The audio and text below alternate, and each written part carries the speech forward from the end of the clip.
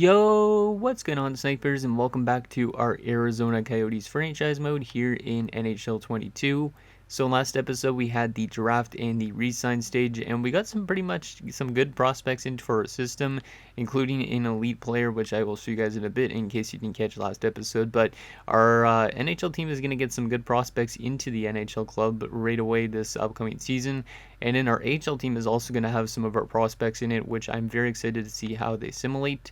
So I will show you that right now. So basically last episode we drafted this Agostino guy with our pick, which was 4th overall. He's looking like he's going to be a pretty good player, and I think he's going to be the perfect player to play next to a sniper like Colton Shelley or whatever his first name is that's in the AHL. I can't remember his first name, but Shelley in general.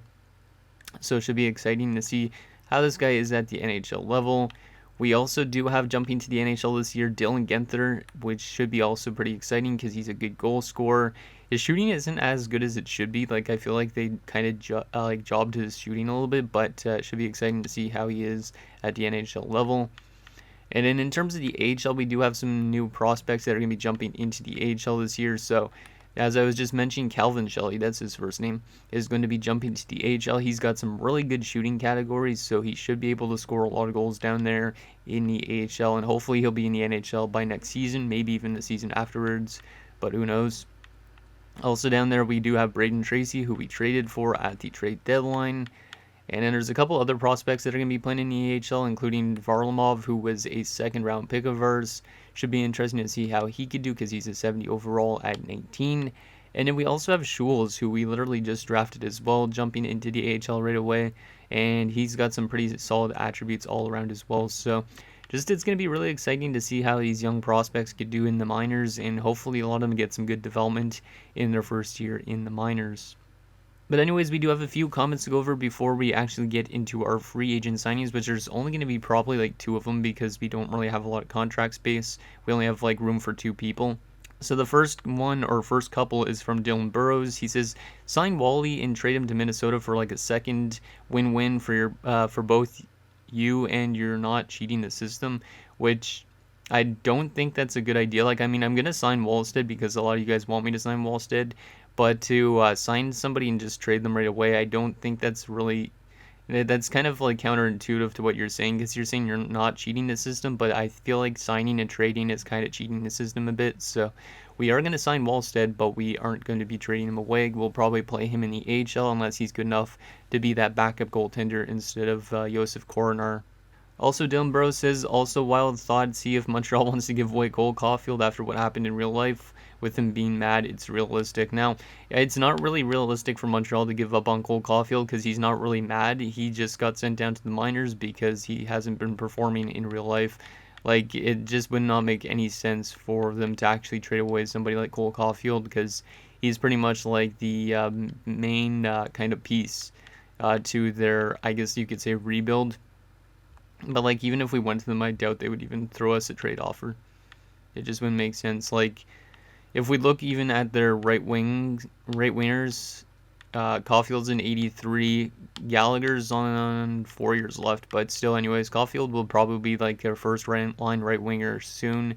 They do have a lot of right wingers, so it kind of makes sense to an extent, but I'm not going to trade for somebody like Caulfield because obviously his value is pretty high up as well. And then also Dylan Burrows finally says, I'd also see if you could grab Klim. I know he's an RFA, but if it's a low pick, then it's worth it, especially if you do the other trade and get like a second and a fifth or something, or Michael Del Cole to like a second or 2 year $3.4 million deal just to stay a Bob. Is a Bob a word? I never heard of them, but okay. Basically, he wants me to sign Klim Kostin. But Klim Kostin's an RFA. I don't really think it's kind of realistic. Well, I don't really want to go after an RFA, to be honest, with the team we have, because I don't really kind of want to be competitive right now, and I don't want to be rebuilding way too quickly. So we aren't going to be going after Klim Kostin, but I will probably go after Dal Cole as that 50th contract to bring in somebody at least to help out our team a little bit more, just in case, maybe in terms of depth. The next comment is from Mike Garbrand. He says, stinks how you cannot edit players in players' positions in franchise mode anymore, because Agostino's faceoff had 79 plus a playmaker next to Genther would be awesome to see. Also, sign Wallstead, see what you could get for Lawson Krause through the trade finders. So let me quickly go do that, actually, see what we could get for Lawson Krause, which I believe is not a whole lot because he doesn't actually have a lot of value. Like, his value is very slim.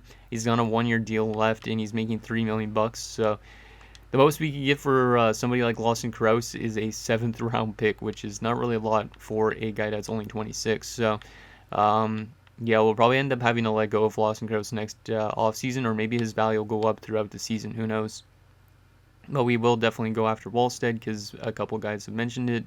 And the final comment from HawksFan88 says, sign Wallstead, Minnesota's loss is your gain. So let's sign up Wallstead, and then we'll go after Michael Dal Cole as our other signing. And then we'll sim up to next season and see what our team looks like going into year number 3. As I disconnect apparently from the servers, which is really annoying. So let's get our goaltenders. So Wallstead should be down here. There he is. I don't know why Minnesota honestly didn't sign him. He's a 76 and he's 20 years old. Lowly goaltender. Such a dumb thing for them to do. But hopefully he does accept with us. So that's one of our 2 signings. And then they want us to go after Michael Dal Cole, which I can do for sure. Not sure how good of an overall he is, though. Let's see. There he is. 79 overall, depth 4, 27 years of age. Yeah, that's not too bad. I could sign him for a 2-year deal at $775, which would be pretty good. Obviously, he's just a depth forward, but he actually wants a 2-way deal, which is kind of interesting. But I will give him a 1-way deal just because we do need the salary cap.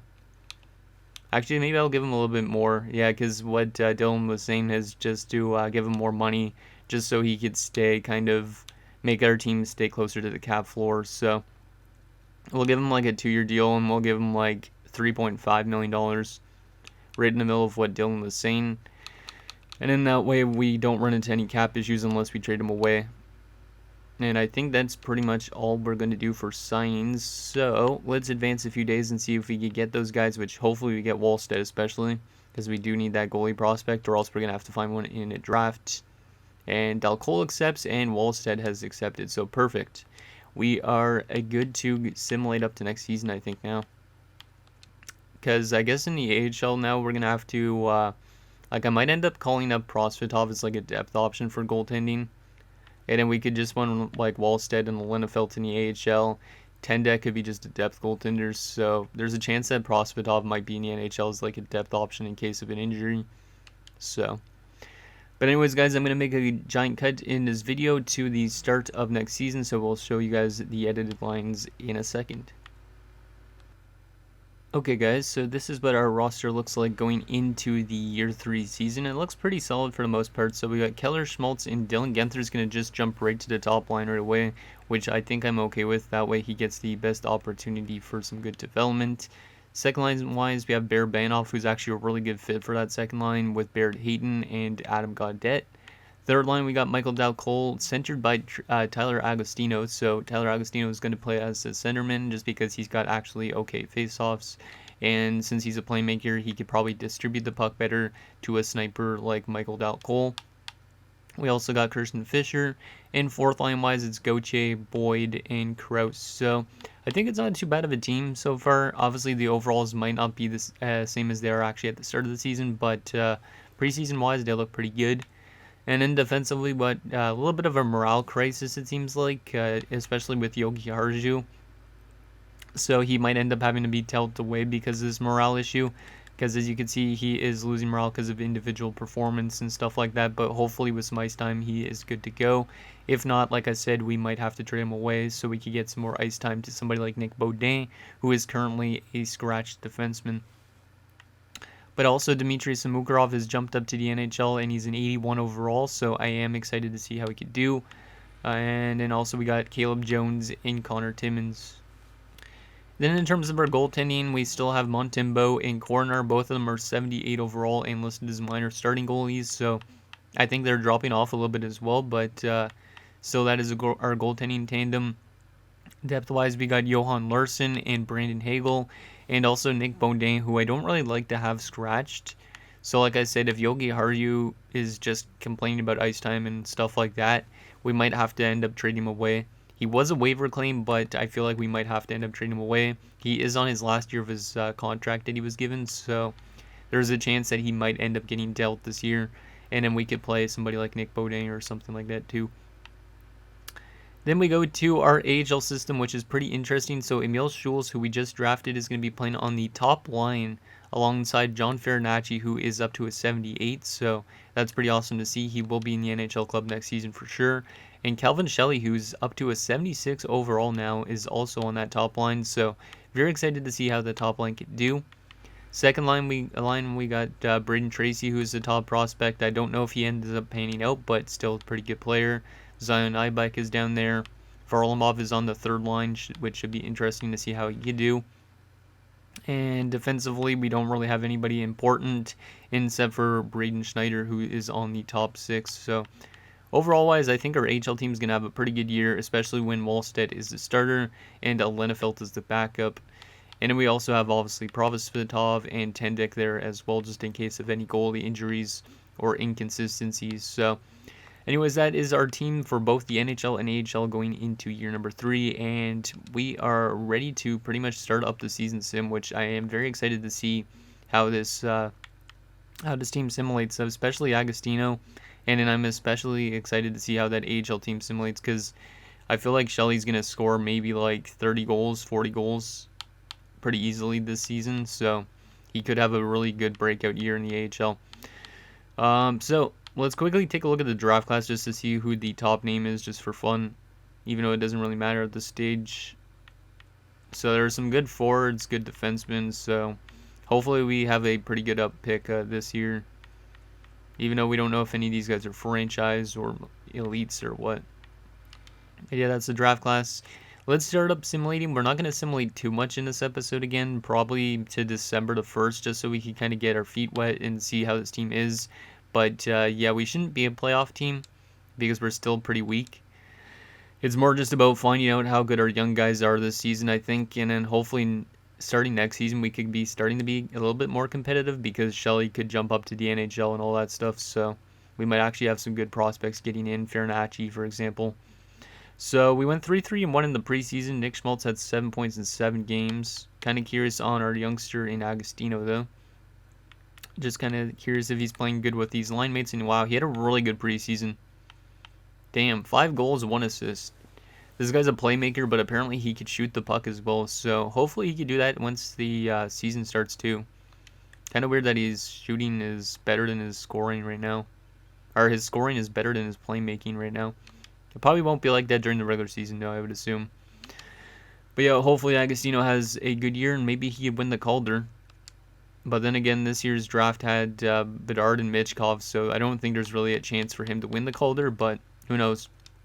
And like I said, we'll be keeping an eye on the AHL, especially this year, just to see how our top prospects do down there. So let's go to November the 1st, and then, yeah, we'll go to December the 1st in this episode, and hopefully our young guys can play good. And Samukharov has been injured in his NHL debut for the season with back spasms, which kind of sucks.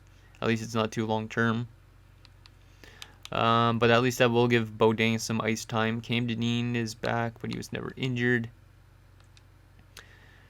And Braden Schneider's now been injured, damn. Seems like both the NHL and AHL teams are getting swamped with injuries to start this year, as Samukharov has returned, missing a couple games in the process. Nick Beaudin was a -4 in 2 games, which is not good, and he doesn't actually really fit well with Yoki Haru, apparently. So that's not good. But yeah, if Yoki Haru, he's jumped back up to a 79. If he drops off or something like that, he might end up being trade bait. Or we could just trade him away at the deadline no matter what.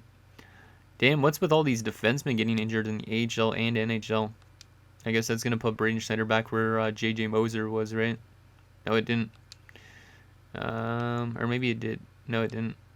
We got to throw back in Braden Schneider. There he is. We'll throw him on the top pairing because why not? But yeah, hopefully our AHL team has a good year this year.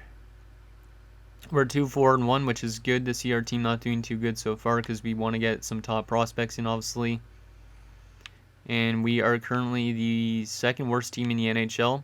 The Red Wings are currently the worst, not that it matters this early on in the year. Let's go one more month, and then we'll take a look at our player stats and stuff like that so far. And we'll take a look at the AHL stats as well. And Varlamov's been injured. That's not good. He sprains his ankle, so hopefully he's not an injury-prone prospect. But that's not good. And Yannick has also been injured. Jeez. The AHL is getting like slammed with injuries. And our NHL team isn't doing good, which is also a good sign at least. But JJ Moser got thrown at center even though he's a defenseman. So we got to throw back in, I guess Varlamov looks like he's back actually. So I will take out McGregor for a second. But Varlamov back in, even though he's not back to full health yet. And he is jumping up in overall, so that's actually a good thing. And McGregor will go back in there. And then we will throw JJ Moser back in on defense. And the reason I'm calling him JJ Moser is because Janice Jerome's is too long to say. So we'll throw JJ Moser back in on the top pairing. And then Braden Schneider could go back in where Cole Holtz was. There we go. Some of these defensemen we're going to have to probably let go of because they're all getting a little bit old in the system, but that's okay. I'm not going to check on the AHL stats just yet until we get to December the 1st. Just to leave a little bit more of a surprise when we find out how good our AHLers are doing, because I feel like our AHL team is going to do really good this year and maybe win the Calder Cup, who knows. JJ Moser has been injured with a strained hamstring. That's not good. Seems like JJ Moser's a little bit injury prone. So we should be almost there at December 1st. Yes, we are 10, 11, and 2. So we had a good month, which is not a good thing. We now have 22 points, and Barrett Hayton currently leads us. Yeah, I think this is a good point to stop simulating just because we don't want to simulate too much. And then our team actually finishes the season really good.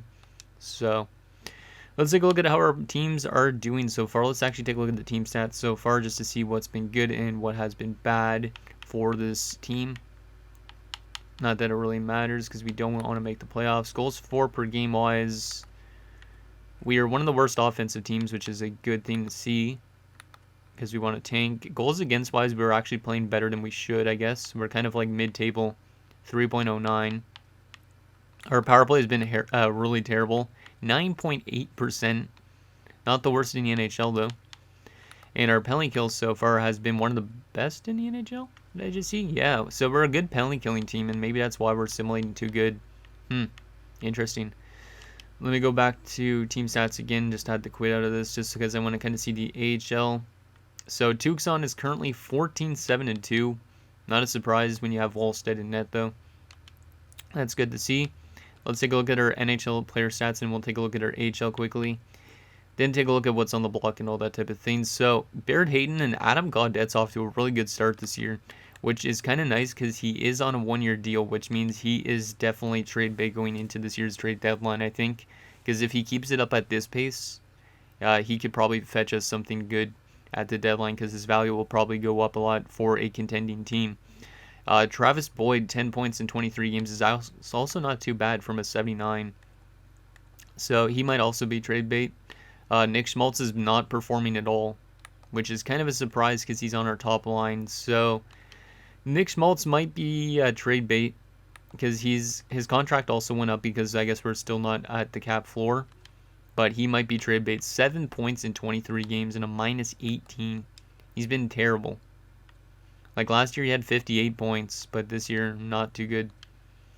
We go to our left wingers, and what a start to his career for Tyler Agostino. 16 points in 23 games. Maybe he's helping out Gaudette and stuff like that. But that's a really good start to his career. Pretty good shooting percentage as well for a playmaker. That's nice to see. He's only averaging 12 minutes on ice, and his face-off win percentage is above 50% as well. So you love to see that. Good stuff from the rookie. If he keeps that up, maybe he can actually win the Calder. Michael Del Cole, 10 points, not too bad from our free agent signing. Like I said, he could be potential trade bait at some point. Keller is also underperforming, so it looks like in general our top line is not doing good. Dylan Genther's also having a terrible season, so maybe we want to take Genther off the top line. I don't know. But like Keller and Schmaltz, their production is way down, which is really weird. Like, I mean, they could bounce back in next episode, but it's still really weird. So I might have to move Genther to a different line. Maybe down to like the third line or something. I don't know. What else we got here? Christian Fisher has 11 points. Gojay's got 8 points. And Barabanov 7. Okay. Defensively, Chikrin's been really solid so far, but he's also a -14. Seems like our top guns have not been that good, like our top line at least, and in our top defensive pairing has not been good in terms of like plus minus. So that's interesting. Like Connor Timmins is a +8, and then you have a -14 from Chikrin, which is kind of weird. And is Yoki Haru okay? He's okay with his ice time, that's good. But he might end up being trade bait regardless. Goaltending wise, Montembeault has been really good, and like we are going to try and do is alternate ice time so both these guys could get around the same amount of starts. But right now, Coronar doesn't look too good. Montembeault looks really solid still. So I don't know about Coronar getting more starts or not. We go to the AHL now. This is going to be the most interesting part probably of this episode. But John Farinacci, over point per game, which is great to see. So at least that top line is producing, which means Shelley's probably doing really well. Really excited to see how he is doing though. Every other line though is well under point per game in this AHL team. We go to left wingers, and Braden Tracy's been really good so far. That's good to see. Hopefully he gets some development. Emil Schulz, wow. Emil Schulz, who we literally just drafted like an episode ago or 2 episodes ago. Actually an episode ago. Has got 1 goal and 15 assists. This guy's a pure playmaker, which is a good thing to have as well because, like I said, he could play next to Shelley, and that will set him up for a lot of goals. Varlamov's got 10 points, which is not too bad. He's up to a 72. Schulz hasn't jumped up in overall yet, which is kind of a surprise because he's off to a good start. And, oh my god, Calvin Shelley. Okay, so Shelley and, what's his name again? Schulz. They're totally opposite types of players. Shelley is a pure goal scorer, 13 goals and 1 assist for 14 points. He's shooting 18.3%. He's already got 71 shots in 23 games, which means he's averaging probably around 3 shots a game, I think, which is absolutely ridiculous. So, yeah, Calvin Shelley needs to play next to a really good playmaker, and he will have an insane season regardless of where he is, because he's up to a 78 overall now. And he's only 19. Jeez. And look at the shooting category. It's now up to a 5-star category. It's grown.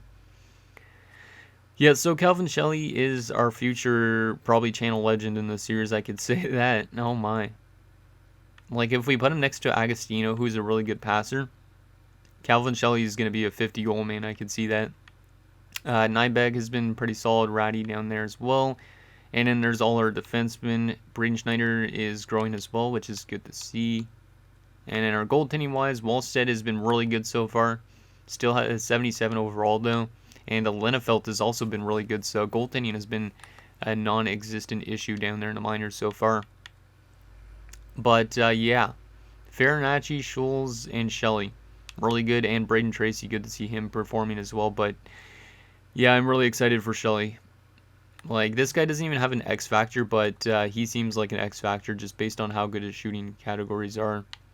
Like, my god, how does this guy's like takeaways and stuff like that? He wins faceoffs apparently too, but he probably won't at the NHL level. He does have around the same amount of takeaways as giveaways as well. He blocks a decent amount of shots for a sniper too, and throws a decent amount of hits. So he might end up being a really good defensive sniper, as was mentioned before. Interesting. Yeah, like, look at that shot blocking, 89.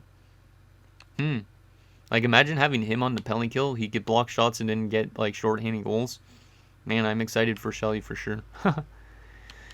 Okay, now that that is done, let's take a quick look at what's on the trading block, even though it is still early in the season. So it's no way to tell if we're going to be a competitive team or not.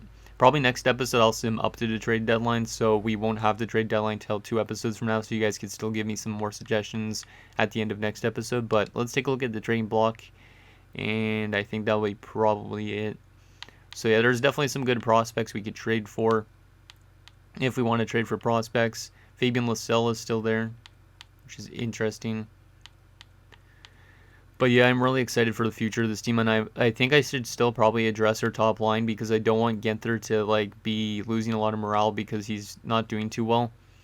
So we might have to change up our NHL lineups a bit, but I don't think I want to change up the line that currently Agostino is on, because Agostino at this rate could win Rookie of the Year, I think, just because he's been performing pretty well. Like, I don't know how where he is in terms of the entire league for rookies, but he is performing pretty well. And like I said, if we get Shelley to the NHL level, in a little bit.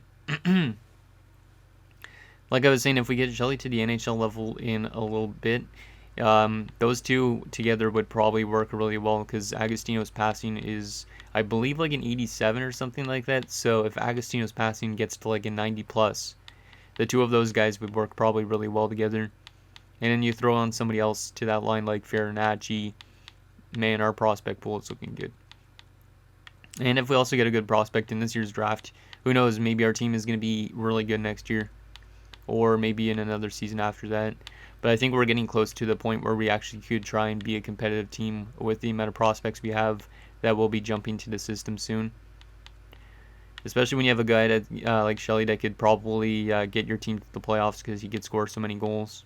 So, because I feel like he'll probably be able to do that at the NHL level as well. Like if we put him on the point on like a power play, and then also on like the penalty kill because of his shot blocking, he should do pretty well. And Washington, yeah, there's some top 6 forward prospects if we want to trade for more prospects, but it's not mandatory. So that's what's on the block. Let me quickly actually adjust our lines already in this episode, because why not? Even though that line has good chemistry, I think I got to move Genther down to like a second line. Like Godet and Hayton have been pretty good together.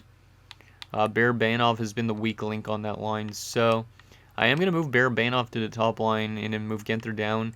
See if that kind of helps that top line going a little bit. It might not. Yeah, it might not, to be honest. Like, Nick Schmaltz is a good fit for a top line, but it's just not working, apparently. Apparently moving Keller down actually does help that top line. Huh. Interesting. And then, yeah, obviously that third line, like I said, will stay the same. And Agostino, like, yeah, his 87 passing. That's something we need to put next to Shelly for sure in the future. But anyways, guys, that's going to do it for this episode of our Arizona Coyotes franchise mode. So in next episode, we will sim up to the trade deadline and keep tabs on our young prospects, because obviously I'm very excited to see how those guys could perform throughout the entire season. So let me know what you guys think down below, and I'll see you guys next time.